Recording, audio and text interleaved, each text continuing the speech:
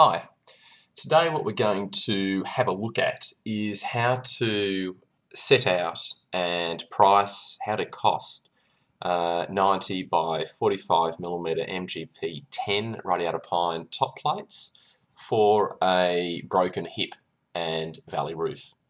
What you'll see in front of you is the hip and valley set out. You can see the major span is 10 metres and the minor span is 6 metres.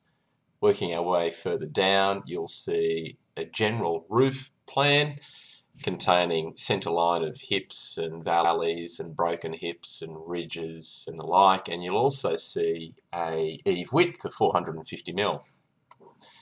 Going down to the next, you'll see further detail of the roof plan with the major hips drawn in, the crown end and centering rafters, minor hip, minor ridge, your broken hip and your valley rafter. Your next one, you'll see your creeper rafters gradually fitted or set out on the plates there. You'll see these are running at a 900mm centres. More rafters then are placed. These are all centre line, working from our centering rafter here, 900 all the way back. You'll see this spacing isn't 900, which is fine. It just doesn't work out that way, and that's no problem at all. And this one here, you'll see even more rafters in place. You'll see the creepers for the minor hip part of the roof. And the next one, you'll see an entire centre line roof plan shown with all of the rafters needed. Our next roof plan, you'll see certain components with thicknesses shown in. For example, if we zoom in here, you can see a centering rafter, a crown end, a hip, a ridge, the intersection. So you get some sort of idea of the detail of how the roof components join up. If we have a look at another intricate part of the roof, let's see, we have a look at the broken hip and the valley rafter and the minor ridge. Here again we've got that detail, always showing the centre line of the components. And moving over on this one here, what you'll see is the actual centre line omitted, and that will help us later on when we start determining the length of components and the like.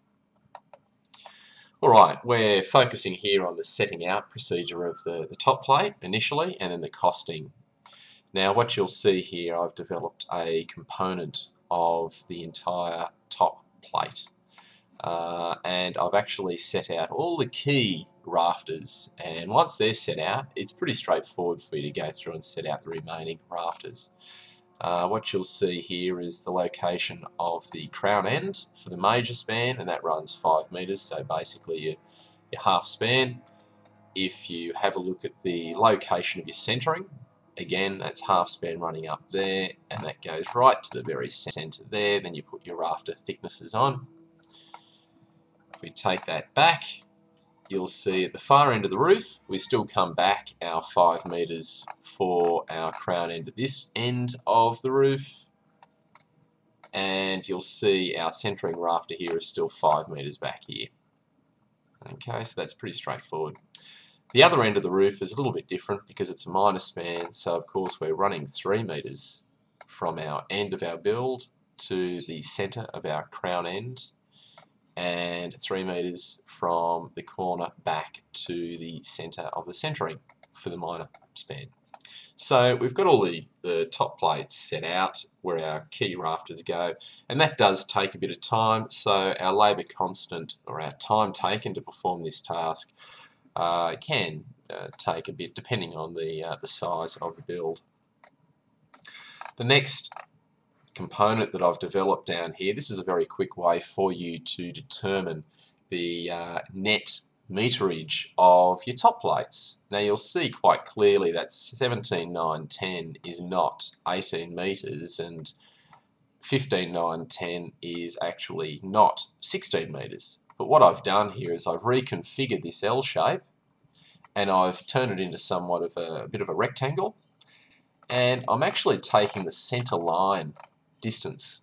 So you can see I've actually drawn a centre line in there. So our plates are 90 wide, so that centre line is 45. So that enables me to go and get a pretty quick net measurement of the length of the top plate. So if we simply go 17, 9, 10 by 2, and then add that to our 15, 9, 10 by 2, we get 67.64 metres. So what we can do then is we can go to our bill of quantities, and what you'll see here, this is the carpentry component of a bill of quantities, a builder's bill. You'll see the date, the project, clad dwelling, the job number, contact, all those details, all coded working through here. Now we're focusing on our 90 by 45mm MGP10 radiator pine plates, and a unit of measurement, that's what UOM stands for, is going to be metres, so I'll pop that in there, and I'll go over to the next one. And our quantity we determined was 67.64. Now I'm going to round this up. I'm going to follow the Australian standard method of measurement and round that up to 68 metres. Go to our next one, rate. Here we stop. How do we come up with a rate?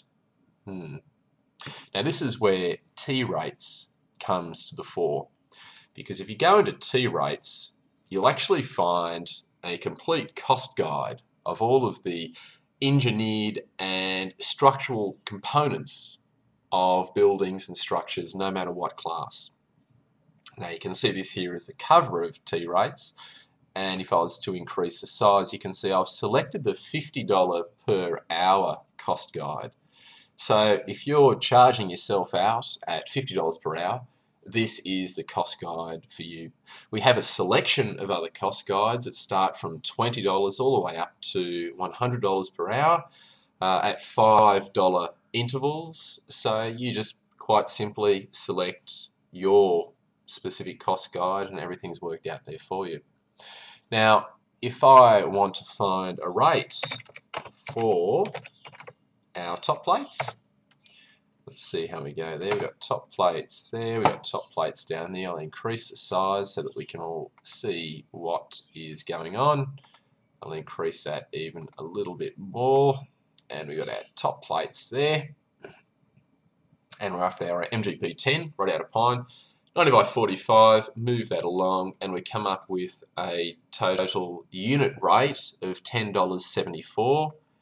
If you look further up of the cost guide, you'll see it's broken down into unit of measurement, material, that's the material price with the wastage thrown on, labour rate per metre, and a composite rate of material and labour. What you'll find in the buy material, that's the price that we get our material at from our suppliers, so that's what we're looking at. $10.74, that's our magic number, so we can take that from our T rates cost guide, we can pop that back into our builder's bill, and we come up with a total there of $730.32. It's as simple as that. So that concludes our short demo on how to set out and price 90 by 45 MGP10 radiator pine top plates for a broken hip and valley roof. Until next time, bye for now.